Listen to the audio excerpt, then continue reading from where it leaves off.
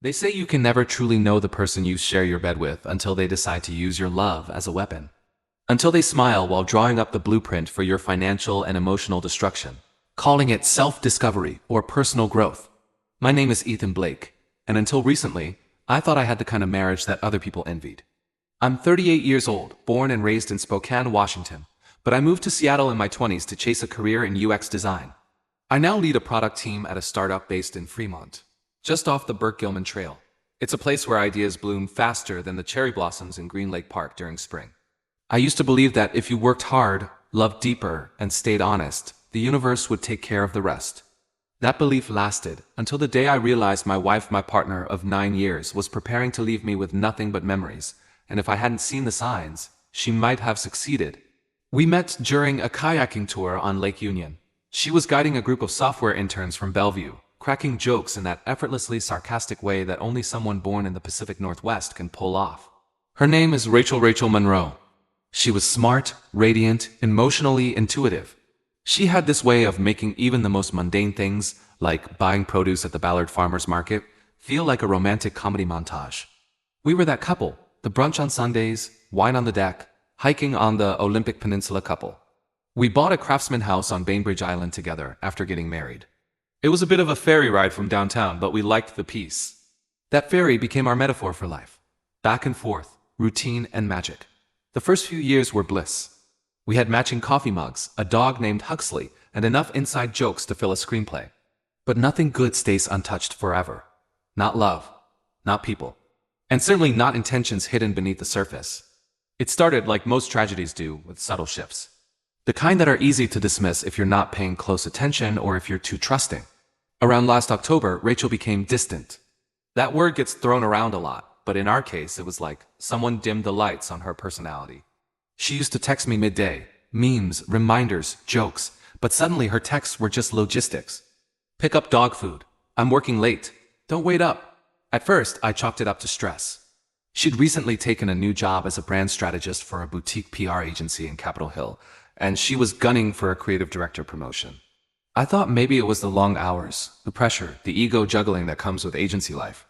But the more I tried to lean in and support her, the further she drifted. She started carrying 2 phones, one work, one personal. And unlike before, the personal phone now had a lock screen. I didn't know the code to. I remember one Thursday night in November. I came home early from work, unusual for me since product rollouts are usually a logistical nightmare. But that day I needed a break, so I decided to surprise her with Thai takeout from our favorite spot in Greenwood. When I walked through the door, I could hear her in the backyard, talking. Not laughing, not giggling, but whispering, low, intentional, like someone on a mission. I stood by the hallway where the living room meets the patio and listened. I didn't want to be that guy snooping, doubting, but something about the way she said, "No, not yet, I need him to think everything's normal," made my spine lock up like someone poured concrete into it. When she walked back inside, she smiled like nothing happened. Like she hadn't just painted a giant red flag across our marriage with that one sentence. I asked her who she was talking to.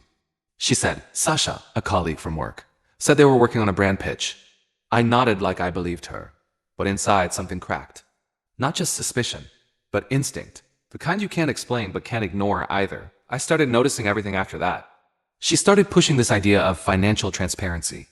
One night while we were brushing our teeth, she said, "We should probably have a shared document, just a spreadsheet or something, for our bank accounts, 401, caras.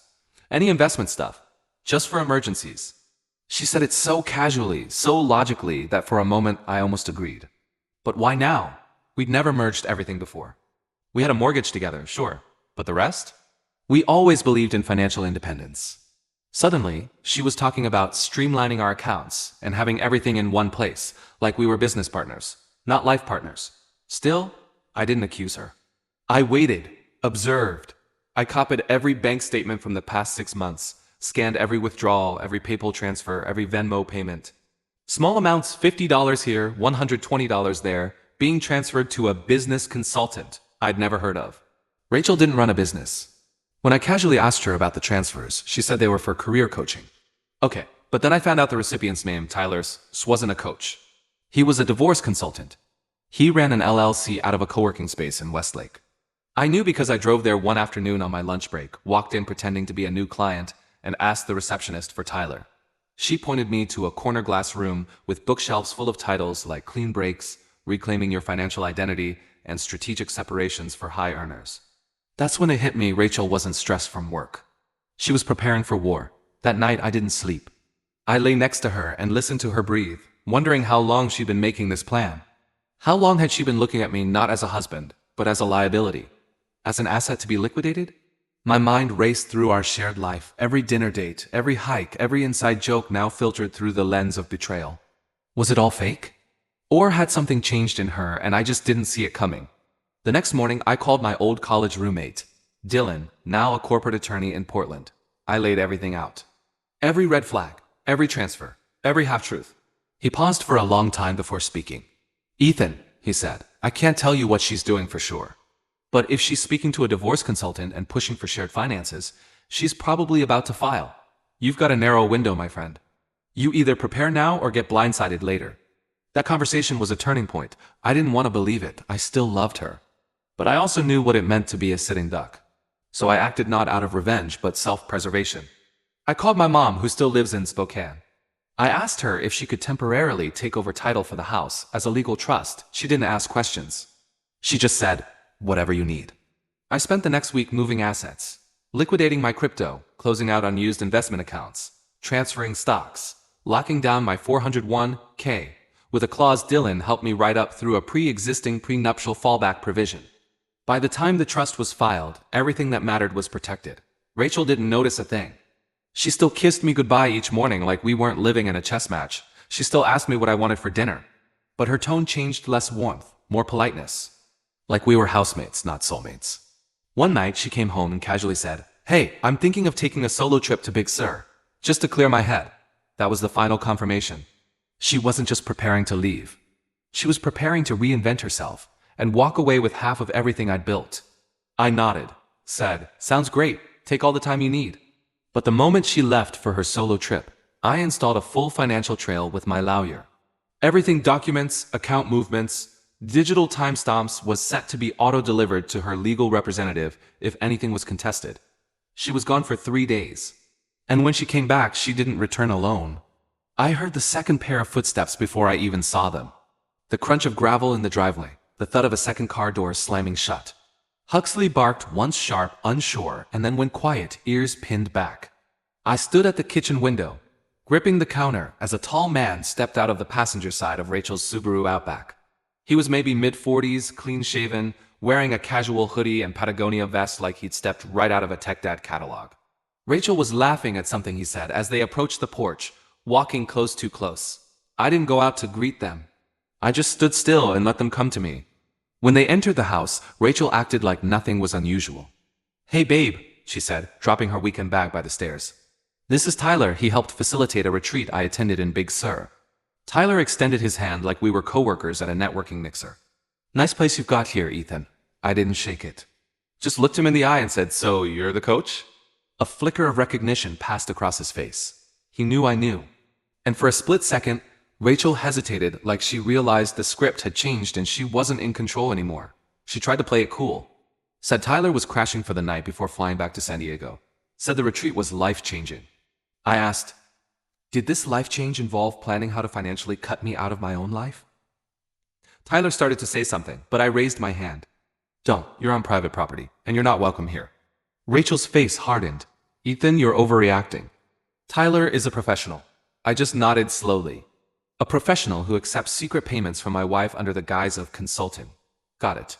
The next morning, she served me divorce papers. Neatly bound, professionally typed. She must have had them printed before the trip.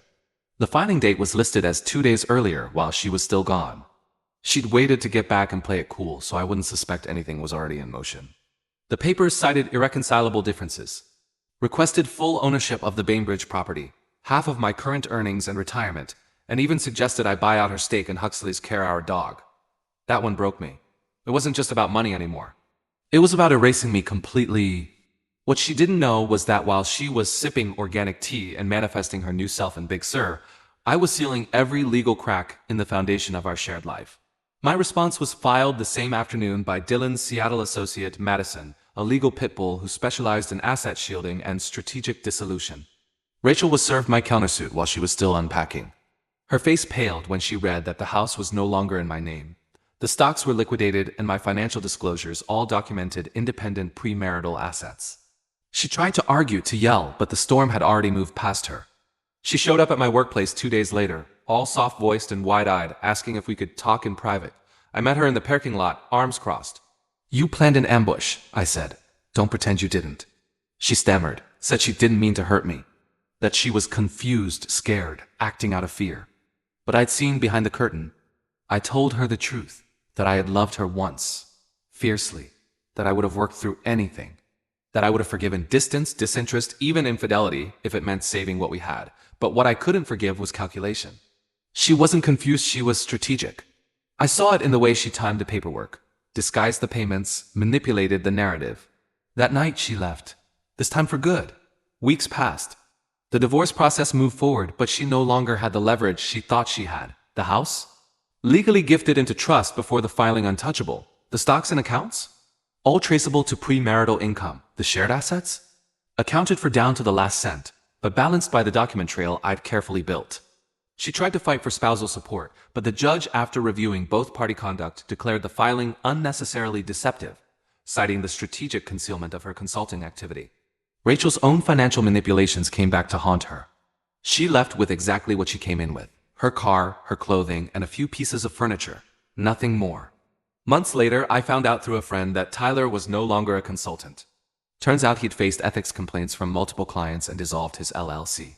Rachel moved into a small rental in Shoreline and started a healing brand on Instagram, full of self-help reels and curated morning routines. She posted about freedom and rebirth, never once mentioning the wreckage she left behind. I could have posted the receipts. I could have exposed her carefully. But I didn't. I let her tell whatever story she needed to tell, because in the end, the people who need to lie to feel whole are already broken. As for me, I remodeled the Bainbridge house, gutted the kitchen, reclaimed the space. I even knocked out the back wall and added a reading nook where we once had the patio where she whispered lies into her phone. I kept the dog, kept my peace. And most importantly, I kept the version of myself that she tried to dissolve in legal ink. Some betrayals come loudly, others, like Rachel's, arrive quietly, masked in spreadsheets and spiritual language. But no matter how carefully it's packaged, betrayal always reveals itself. And when it does, if you're prepared, you don't just survive it, you outmaneuver it. You win.